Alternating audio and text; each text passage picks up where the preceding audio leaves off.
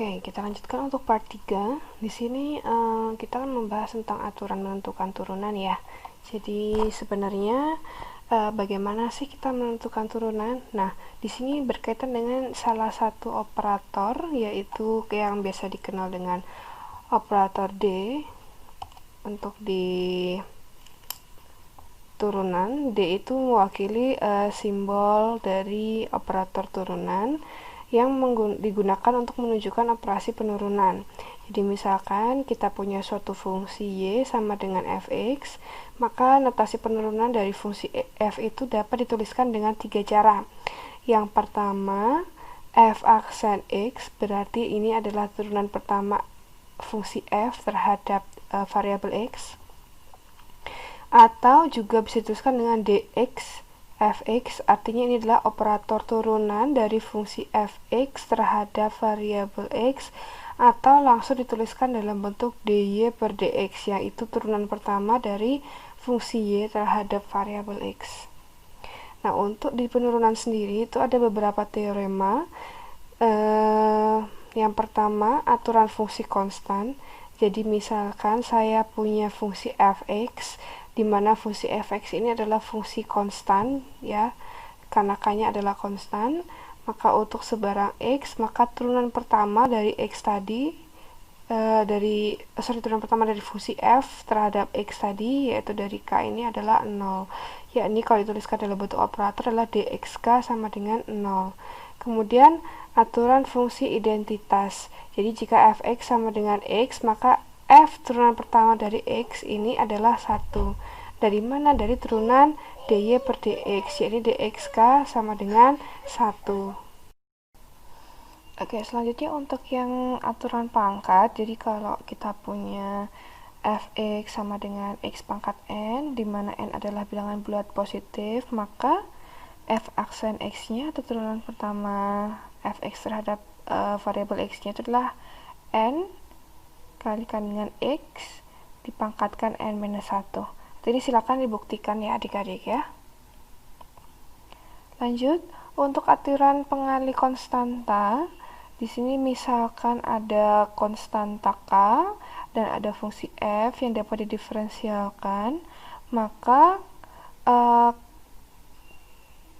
k f aksen x itu sama dengan k dikalikan dengan f aksen x ya. Jadi yakni dx k fx sama dengan k dx fx. Dengan kata lain, konstanta pengali k dapat dilewatkan operator, jadi operatornya bisa pindah ke depan dulu baru kita turunkan fungsi yang di belakangnya. Oke.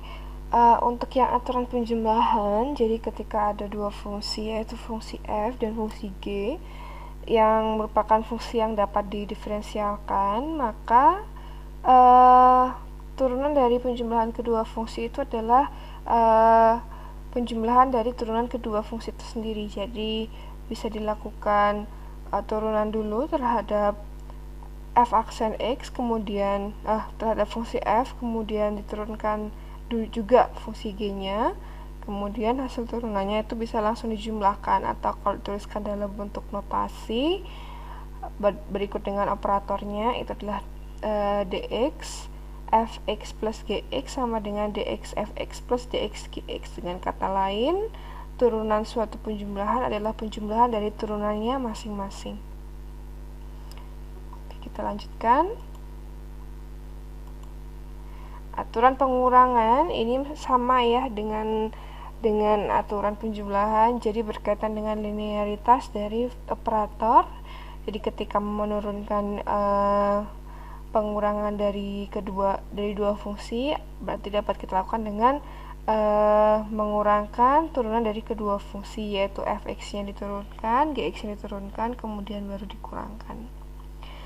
Selanjutnya untuk aturan perkalian, ini mungkin juga sudah familiar ya adik-adik ya. Jika ada dua fungsi f dan g yang merupakan fungsi-fungsi yang dapat didiferensialkan, ini tadi syaratnya apa sudah tahu ya, harus continue.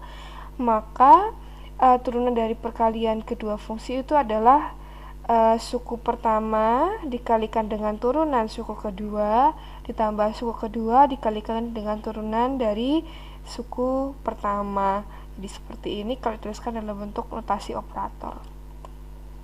Yang terakhir adalah aturan pembagian. Tetap jika f dan g merupakan fungsi yang dapat didiferensialkan dengan gx tidak sama dengan 0, maka turunan dari f per g itu adalah turunan fungsi pertama dikalikan dengan suku kedua dikurangi dengan suku pertama dikalikan dengan turunan suku kedua dibagi dengan suku kedua kuadrat, seperti itu. Nah, misalkan nih kita mau menurunkan nomor 3 ya. Jadi saya akan menggunakan contoh untuk nomor 3, yaitu 3x kuadrat min 5 dikalikan 2x pangkat 4 min x. Jadi misalkan ini adalah fx-nya, yang ini adalah gx-nya. Nah, kita buat dulu slide yang baru.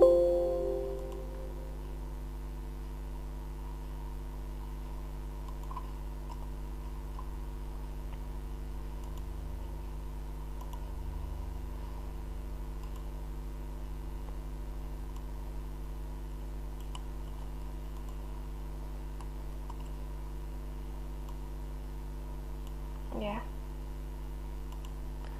Jadi kita akan menurunkan ini. Berarti kita ketahui bahwa fx-nya adalah 3x kuadrat min 5, gx-nya adalah 2x pangkat 4 min x. Berarti menurunkannya dx, katakan dx fx gx ini adalah turunan suku pertama dikalikan dengan turunan suku kedua ditambah suku kedua dikalikan dengan turunan suku pertama. Jadi fx-nya sendiri yaitu 3x kuadrat min 5. Kemudian dengan teorema tadi kita dapatkan turunan dx gx itu sebagai 4 ya, n-nya pindah ke depan, 4 dikalikan 2x pangkat 4 min 1 dikurangi, ini n-nya adalah 1 dikalikan dengan x pangkat 1 min 1, berarti ini adalah 8x pangkat 3 min 1 kali x pangkat 0, variabel apapun yang dia pangkatnya 0 adalah 1, jadi turunan gx adalah 8x pangkat 3 min 1 plus gx-nya lagi 2x pangkat 4 min x, turunan dari fx-nya itu berarti adalah 2 dikali 3x pangkat 2 min 1, kemudian 5, sebenarnya ini kan ada x pangkat 0 ya, x pangkat 0 berarti dikalikan dengan 0, x pangkat 0 min 1 berarti kita punya 6x, bilangan apapun dikalikan dengan 0 adalah 0, berarti ini dikalikan dengan 6x, seperti ini. Berarti tinggal kita selesaikan. Ini adalah 3x dikalikan dengan 8x, berarti 8x pangkat 3 berarti 24x pangkat 5, kemudian min 3x kuadrat min 40x pangkat 3 plus 5, yang ini berarti plus 12x pangkat 5 min 6x kuadrat. Berarti kita dapatkan 24 tambah 12 36x pangkat 5 min 40x pangkat 3 min 9x kuadrat plus 5. Oke, jadi seperti ini caranya ya adik-adik ya. Nah, nanti untuk yang nomor 1, 2, 4, 5, dan 6 silahkan menggunakan aturan-aturan yang sudah ada di sini. Oke, mungkin seperti itu dulu dari saya. Silahkan dikerjakan latihan-latihan soalnya. Jika ada kesulitan silahkan menambahkan topik di forum diskusi. Oke, selamat belajar dan sampai jumpa di pertemuan selanjutnya.